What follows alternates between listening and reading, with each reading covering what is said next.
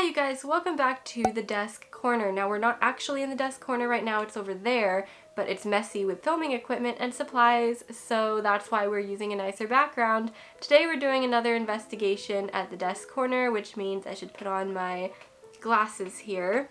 The glasses are actually a bit dirty, but that's okay. So if you're wondering what are we investigating today, we're not really investigating very much. Well, we're just going to compare the color Burnt Ochre throughout some different pencil sets to see kind of like the different variations. If you were around back in April, I did a video like this about burnt sienna, and there were a lot of interesting discussions to be had in the comment section, but this all started way back when I did a video about indigo. Never mind, I'm going to link those videos down below. I don't want the intro to get too long, so I think we should jump to the desk. I'm going to pull out some pencils and we're going to compare the color Burnt Ochre. Before we get started with swatching, I should probably tell you what pencils I have to compare. So we have the Faber Castell Polychromos and the Faber Castell Albrecht Durer.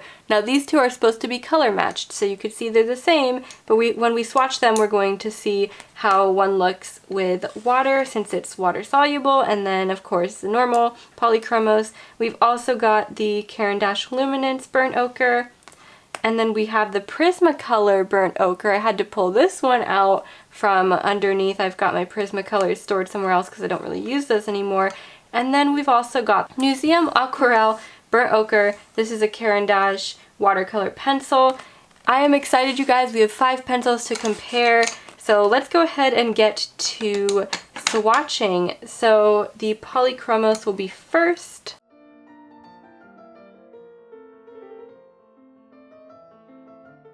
Next we've got the Luminance, and I'm not going to comment on these until we have finished. But I just remembered the Luminance actually has some different ones. We have different like levels of opacity. So we have this one, and then there's also like a 50%. I wonder if I should pull that out for this video. Let's see. If I put Luminance here, why not? Maybe we should pull those out and compare those as well. So that's the Luminance. I'm gonna do Luminance 50% now. Which, by the way, if you don't have the Luminance, they actually have a couple different opacity levels of different colors, and so that really helps when you're doing something like skin tones or blending. So 50, and then we're going to do 10%.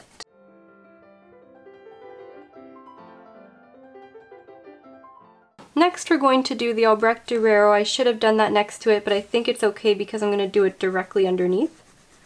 I'm going to be careful when I'm swatching this because keep in mind this is watercolor, so we're going to swatch it out. So I'm going to be kind of light there and leave some room. Got another watercolor. This is the Museum Aquarelle. Ooh, I have a comment to make, but I'm not going to make any comments until we finish swatching. Okay, and then we're going to do, last but not least, Prisma. Don't know why my Prisma swatch looks so messy. For a moment I forgot it's not watercolor, so I started swatching it all messy. Now give me a moment, let me go ahead and swatch the watercolor. Here's the completed swatch, you guys. I have a lot of thoughts about this, but I'm curious what you guys think. Which color matches up to your idea of burnt ochre in your head? Or if you have a watercolor set or a lot of watercolor sets, which color do you think matches up best? Because I've got 2 watercolor pencils here to compare with. So the first thing I'd like to mention is the Polychromos and the Albrecht Durer, which of course are color matched. You're going to see the slight variation because of course the pigment is activated and becomes really vibrant when you add water to the watercolor pencil.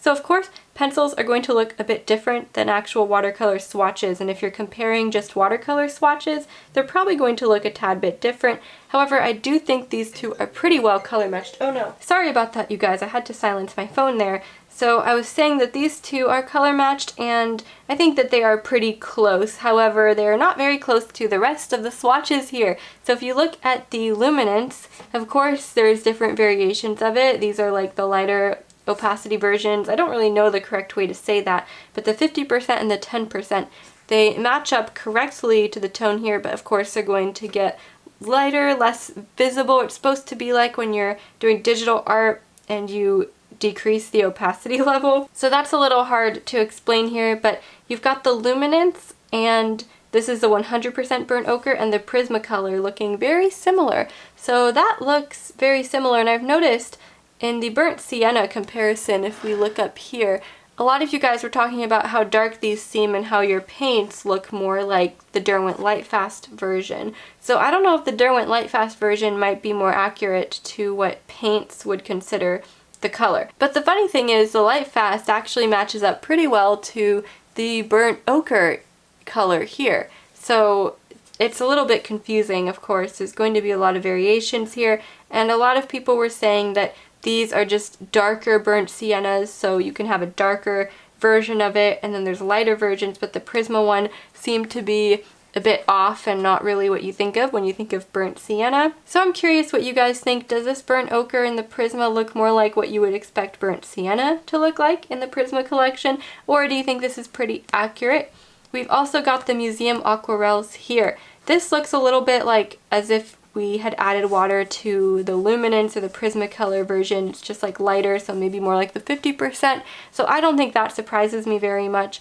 It pretty much looks like how I would expect if I added water. Well, you know, that's not going to be water soluble, but if you had a water soluble version of these and you added water to it, that's what you would expect it to look like. But the variation between this one and this one is huge. This one looks more yellowish, like as if it's more of a yellow ochre or brown ochre, and then this one looks way more orange. And that is very interesting. I always find very interesting variations when I do comparisons like this, which is why I enjoy doing comparisons like this. In the previous videos of this series, I didn't do any artwork, I just compared the swatches, but since this is my only video this week, I figured I should do a little artwork, and maybe I'll do a mushroom or something like that. I have about an hour to kill, so let's go ahead and get started. I'm going to try to use all of these in there. So let's sketch some mushrooms. I did this pretty recently actually, but I could not remember which video it was part of. Oh well, I think there's something that are really fun to just sketch and play around with, and so I decided to just draw some growing out at the bottom here since I had some space at the bottom of the sketchbook underneath some of my swatches. And then I thought, why not fine line them with a brown fine liner, because of course we're going with brown today and black would just be way too harsh for some artwork. I prefer to use brown, so I went ahead and did a fine line of these, and it's very sloppy. Like, this is not my best artwork or my best sketch or anything like that, but again, I'm just using my swatch book here, a mixed media sketchbook, not a watercolor sketchbook, so we're going to use watercolor pencil in there anyways, and the paper is thick enough to handle it. With that first mushroom there, I used the Albrecht Durer and the Museum Aquarelle version of Burnt Ochre, and it was way too light, so I decided in the second mushroom to be a bit more ambitious and add a lot more pigment to try and get more vibrant colors, and that worked out pretty well. And you can see those colors look really good together, so if you happen to have both of those sets and Burnt Ochre in both of those sets, I would recommend using these colors together. They look really nice together. There isn't a whole lot to say here because it's a pretty self-explanatory sketch, but what I'm doing is just going in and doing a nice watercolor layer on all of the mushrooms first, and then we're going to do the stems in watercolor, and then we're going to actually use some of those colored pencils to add in some details and darken up some areas and things like that, because my goal here was just to use all of the pencils, at least a little bit. I didn't use that 10% Luminance one very much because I didn't really need that color very much, but I at least used it a tiny bit. And then you will see that I will go in and fix that first mushroom that came out way too light because I was being so cautious with it for whatever reason. As I'm doing this voiceover and I'm just kind of looking at the swatches, it is quite confusing how many different variations there are, and then looking up at that Burnt Sienna Derwent Lightfast swatch that you could see up in the top left corner, it's just very confusing looking at all these colors together, and I always feel like I'm challenged with pigments and I don't really know very much about it, but I feel even more so that way when I do these little experiments and I realize how many variations there are. I think it's just because I try and put a certain color in my head, and feel like I know what that color is supposed to look like, but then there are just a lot of variations of it, which is totally fine. But do any of you guys find that a little bit difficult if you also feel like you're challenged with colors and pigments and you don't really know very much about those? Because it just makes it all the more confusing for me. Back to our little sketch here, I'm now using my colored pencils to darken up some of the areas and just add some spots and things like that, some variations. And I kind of just like how it looked this way, but of course in the end I had to go in and add more details with a fine liner and make it look a bit cartoony. But now that I'm looking back on it, I feel like I should have just left it this way. I always like to go in with a fine liner and do a bunch of things. But there I am using all the different variations, and I'm able to get something that looks not too monochromatic, but still somewhat monochromatic. So I challenge you guys to try this. Maybe if you have a lot of sets, pull out the same color from each set, or as many as you can find, and try to make an artwork with it, because you'll find that you have a lot more variations than you thought you would. And then I just added a bunch of these little spots, like bubbles. I don't know what these are for. It's like the mushrooms are shedding, I mean, or perhaps they're just magical, because a lot of them are supposed to be magical. But anyways, here I am fine lining, adding some funny details to those mushrooms that are probably unnecessary, but totally fine for a sketchbook anyways. And I think that's about it. I don't have very much else to say about this, so let's just jump back and talk about the colors a bit more.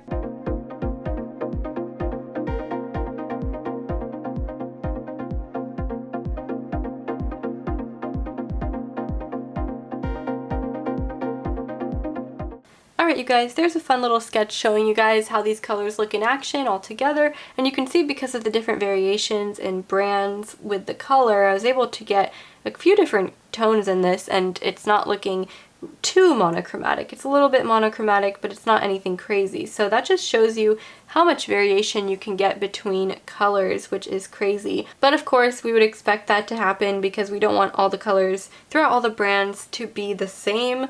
So let me know if you'd like me to do another color next. What colors would you guys be interested in me comparing between brands? Keep in mind, I always go through and make sure that enough of the brands have that color, so I'm doing a lot of common colors like indigo, sienna, and burnt ochre. But if you'd like me to do another one, let me know in the comments down below, and I will, of course, link my previous 2 videos of this series in the description box. And thank you guys, as always, so much for watching. I will see you in the next video. Bye!